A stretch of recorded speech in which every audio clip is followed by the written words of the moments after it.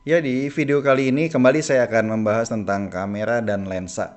Dan topik yang akan saya angkat adalah tentang seputar focal lensa dan crop factor, yaitu bagaimana sebuah lensa itu menghasilkan sebuah gambar bila dipasang di kamera yang sensornya full frame atau yang sensornya APS-C. Kebetulan di depan saya ini sudah ada perwakilan dari dua kubu ya. Pertama adalah kamera yang sensornya full frame, yaitu yang ini Canon EOS R6, dan di meja ini ada DSLR yang APS-C yaitu Canon 70D.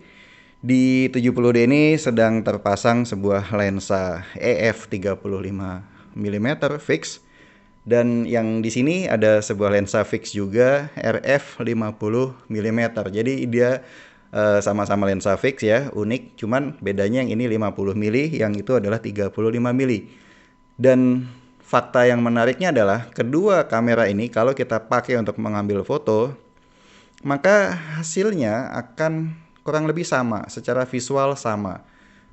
Nah, ini bisa dijelaskan karena yang APS-C ini walaupun lensa yang dipasang adalah lensa 35, tapi karena dia mengalami crop factor, yaitu kita kalikan dengan 1,5 atau 1,6 kalau Canon, yang nantinya akan menghasilkan ekuivalen sekitar 50 sampai 56 mili.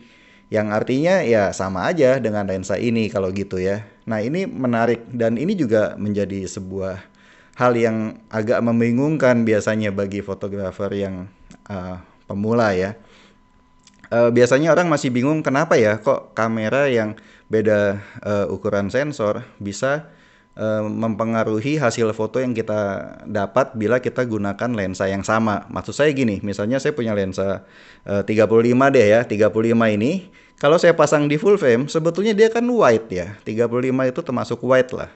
Tapi bila dipasang di APS-C jadi 50, dan itu banyak orang yang tidak habis pikir kok bisa begitu. Ya, jawaban gampangnya sih ya karena beda ukuran sensor menyebabkan bagian dari lensa yang terambil oleh si sensornya itu jadi mengecil ya. Di APS-C yang diambil hanya sebagiannya aja, dan untuk membuat supaya tidak bingung dibuatlah patokan crop factor itu tadi, yaitu pengali 1,5 sampai 1,6. Dengan demikian, pengguna kamera APS-C sudah harus tahu bahwa apapun lensa yang dipasang di kameranya, baik itu kamera eh, DSLR atau mirrorless, baik itu Canon seperti ini atau Nikon atau Sony atau bahkan Fuji ya, karena Fuji juga hanya membuat APS-C aja, dia nggak ada full frame gitu. Nah, maka intinya lensa apapun yang dipasang harus dikali 1,5 atau 1,6 untuk mendapatkan ekuivalensi vokalnya gitu. Nah, ini mungkin agak membingungkan ya. Tapi siapapun yang menggunakan sistem kamera APS-C semestinya tahu lah.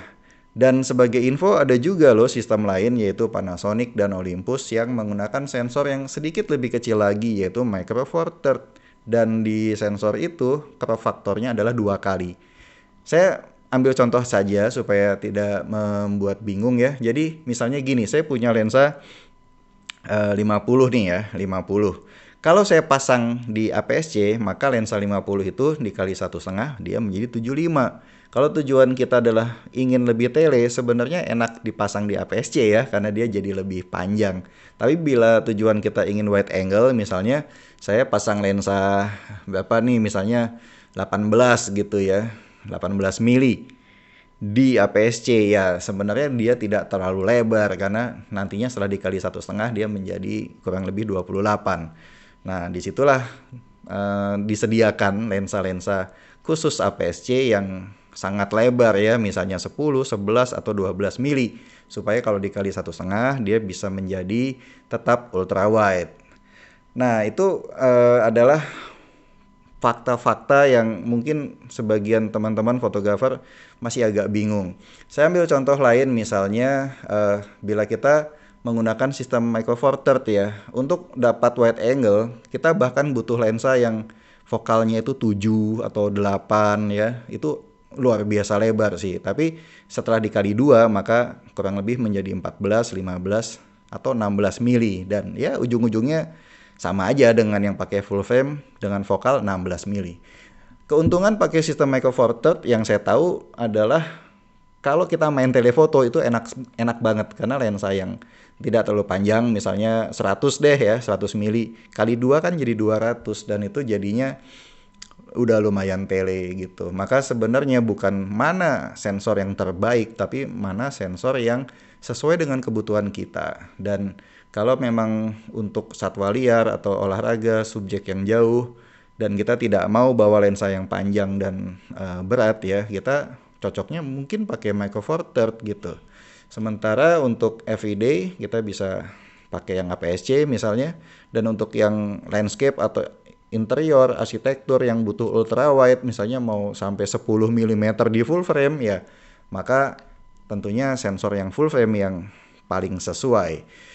Nah, mudah-mudahan penjelasan saya tentang ekuivalensi tadi, kemudian crop factor dan vokal lensa ini bisa membantu teman-teman jadi lebih paham tentang seluk-beluk lensa dan sensor kamera ini ya. Intinya sih sebenarnya nggak usah dipusingkan, hanya saja jangan sampai ketidaktahuan tentang hal ini menyebabkan kita salah memilih atau salah membeli lensa ya, misalnya. Itu akan sangat disayangkan. Mudah-mudahan video ini ada manfaatnya. Kalau misalnya bermanfaat silahkan tekan tombol like, dan sampai ketemu di video selanjutnya.